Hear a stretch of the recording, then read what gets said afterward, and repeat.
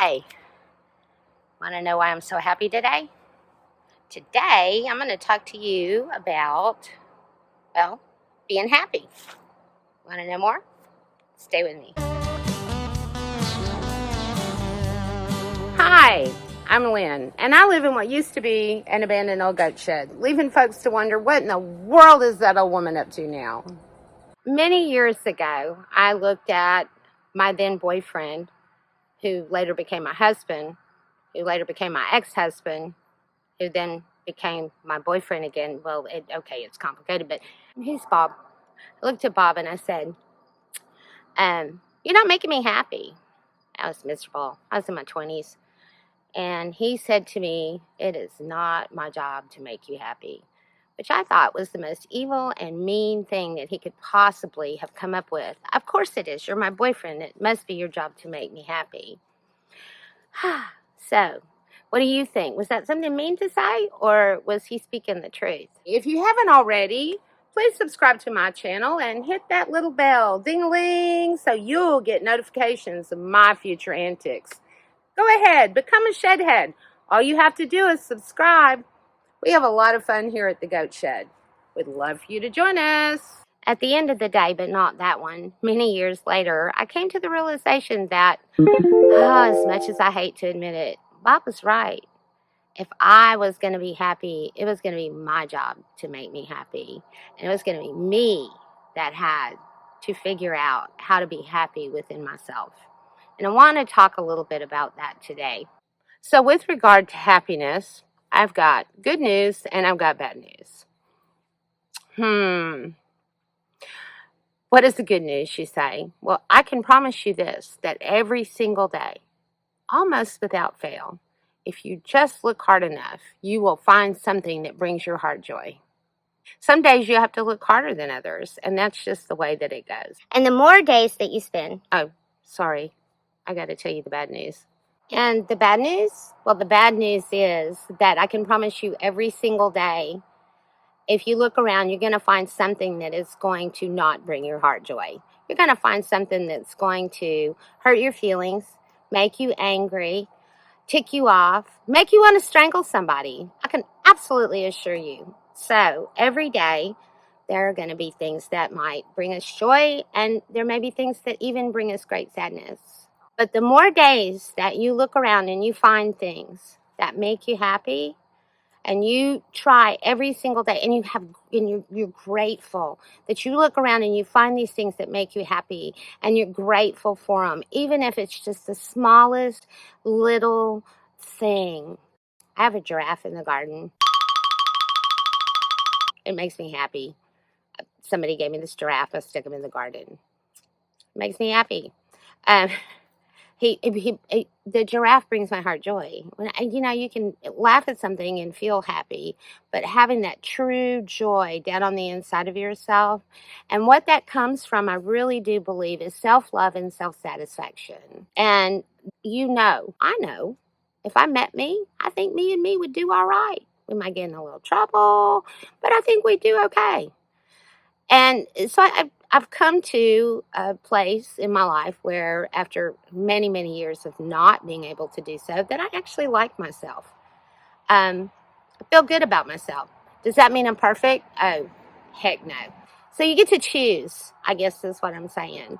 And that happiness does not having a new car. Happiness is not something that lives on the outside of you. Happiness is not a place. You can be in a bad environment, and there are people who've been in bad environments that have still managed to have that happiness on the inside of them. It's not a place. It's not external. Your happiness belongs to only you. Only you. And you've got to guard it. You have to guard your happiness and not let other people come at you and mess it up for you. And there's a book that I really like, and I don't know if I've told this story before, but it's called The Four Agreements. And the second agreement is don't take anything personally. And I make up analogies in my head. So I'm going to share my analogy with you. So it's like you're a boat. And you're on a course. You might be a yacht, and you might be a dinghy or a little rowboat, but you're on this course, and somebody from over here says, "You're a goober." Thank you for your opinion. And you stay on that course, and you stay the course of how you feel about yourself, of you're happy. You know, most likely, the things that you need to change in yourself, and you certainly can change them if you make up your mind that that's what you're going to do. You can change habits, you can change attitudes, and that is your choice. So you have somebody over on this side who says, "You're the most amazing person ever." And your head wants to swell up and you want to start feeling better about your.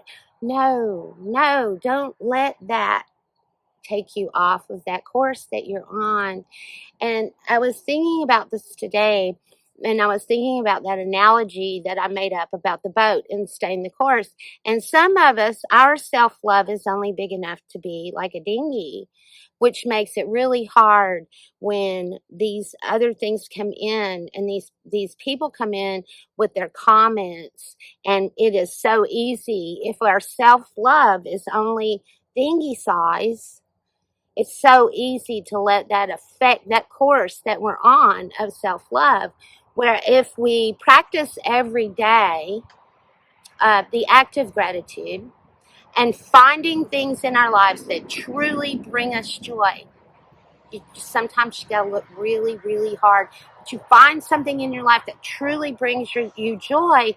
Pretty soon, your dinghy becomes a ski boat, and then your ski boat becomes a fishing boat, and then your fishing boat becomes a yacht, and then your yacht, which is your self-love, don't forget what we're talking about, and your yacht becomes a cruise ship. It's a whole lot easier to move a dinghy than it is to move a cruise ship. And if you can get your self-love up to the size of a cruise ship, then it's going to be a lot harder for what other people say to you or how other people react or act toward you to change your course of self-love. In my opinion, that is the secret to being happy. Your happiness belongs to you, and it lives on the inside of you. And you have a choice every single day. And I know there's depression, and I understand depression, and I've been there.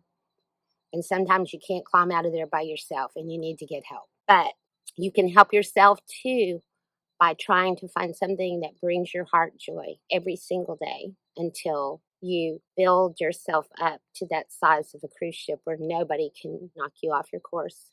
And you say, but compliments are good. Yes, compliments are good, and we should hand them out, and we should be kind to people. But they shouldn't change the way you feel about yourself. And if you want to live that fairy tale, that happily ever after, you're going to have to pick up the pen and write it yourself, because Bob was right. Nobody's responsible for your happiness but you. So pick that pen up and write your happily ever after. Love yourself.